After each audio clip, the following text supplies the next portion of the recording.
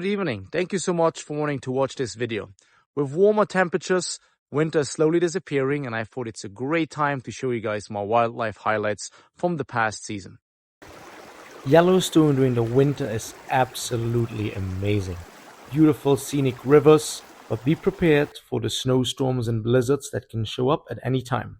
They can create very dangerous road conditions, but the reward after a snowstorm is usually nothing but amazing.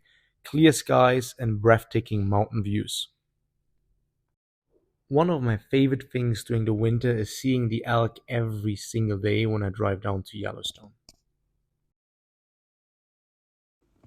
After a fresh snowstorm, I stopped in Yellowstone. It was a quiet day and wanted to photograph some bison, but I heard howling. Shortly after that, I set my scope up and managed to find the Junction butte pack.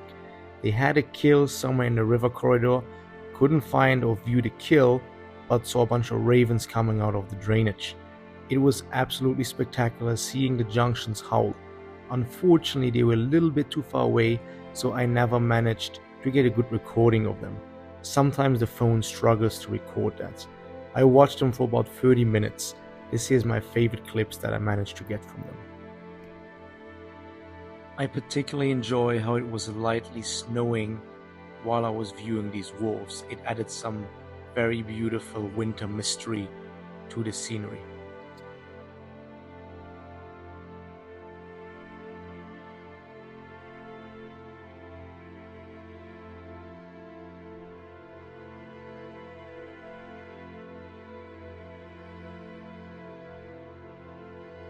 Bighorn sheep sightings are extremely common during the winter season as they come down from the mountains.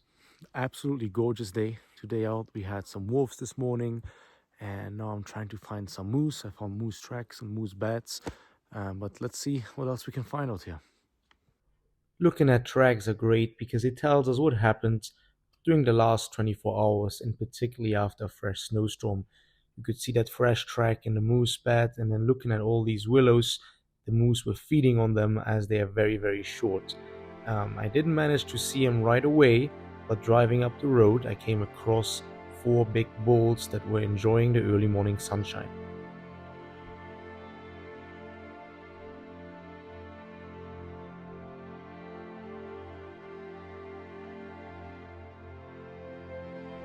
The Junctions are the most common wolves that I encounter during the winter.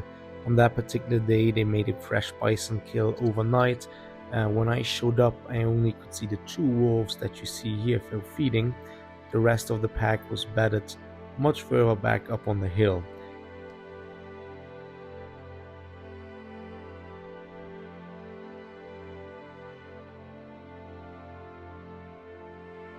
I never managed to figure out what caught this young wolf's attention, but something made him investigate, and he came probably about 50 yards closer to us, stopped, and then turned back around.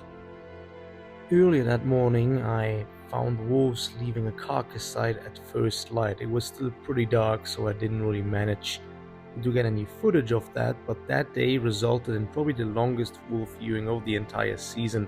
We watched them for multiple hours as they were traveling across Lamar Valley.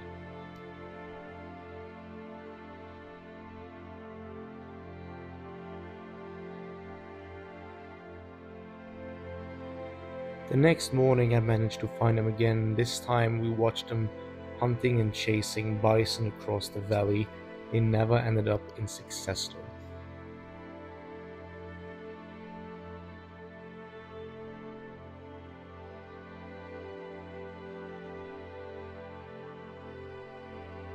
A very special visitor this winter was female 1090 from the Mollies. The Mollies pack usually spends their time in Pelican Valley, deep down in the south of Yellowstone, but during the winter they can occasionally be seen up north, and so for a couple of days we managed to see them, which was very special for me.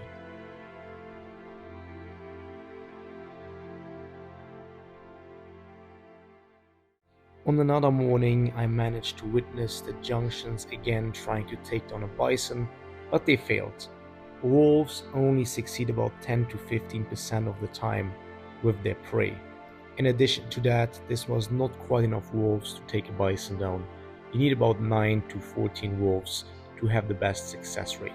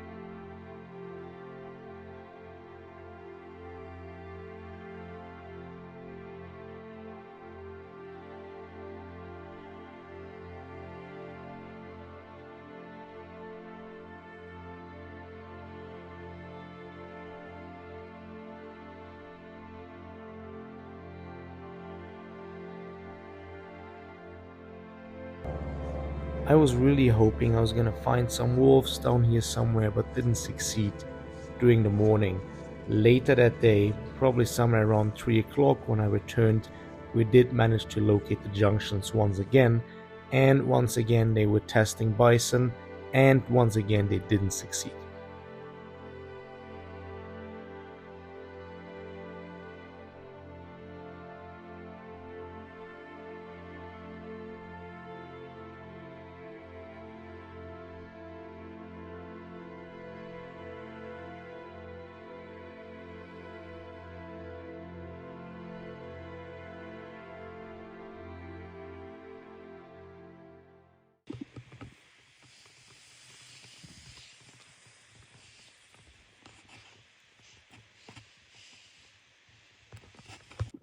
This is pretty awesome here. This is a beautiful trail. These are all wolf tracks leading up, and so that wolf has been using that same path over and over again over the last days, because you can see how deep it is. We're not going to follow it any further, because we don't want to disturb that wolf, where it's probably bedded somewhere, I would guess not that much far away from us, but really exciting to know that when you're in a walk and you're so close to them, it has a special feeling. It adds charisma to the landscape. The shrimp lake pack was hanging out for the majority of the time in the same general area, and most likely the tracks that are found belong to these members. The wolf in the thumbnail was the alpha female of this pack, 1228, the wolf that you can see walking across the camera here.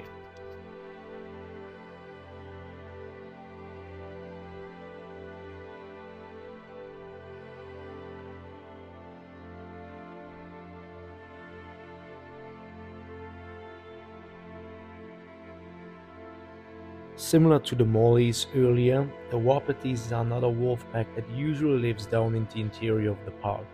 Every once in a while during the winter they can make an appearance up north. At this point I had not seen them in almost 2 years, so I was very excited to see them again. And they did put quite a show on. We watched them howl for about 10 minutes as they were moving across this beautiful barren mountain face.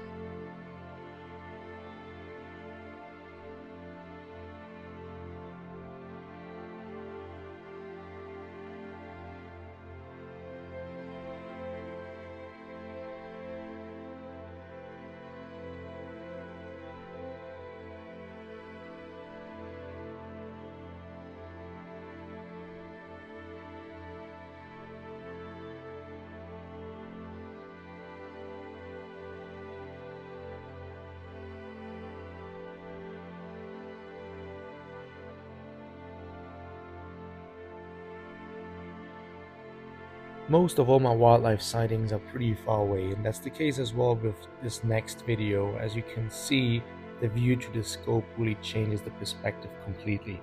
And that particular video here was one of my favorite encounters all winter. It just shows once again the display of power between bison and wolves.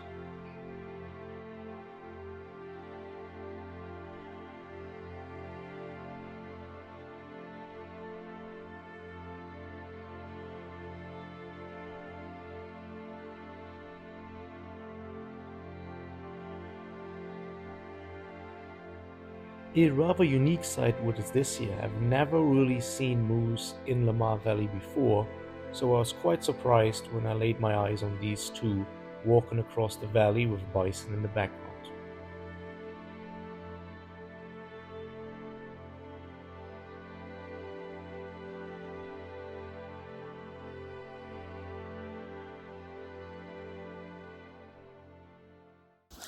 Thanks so much for tuning in. I hope you enjoyed the video.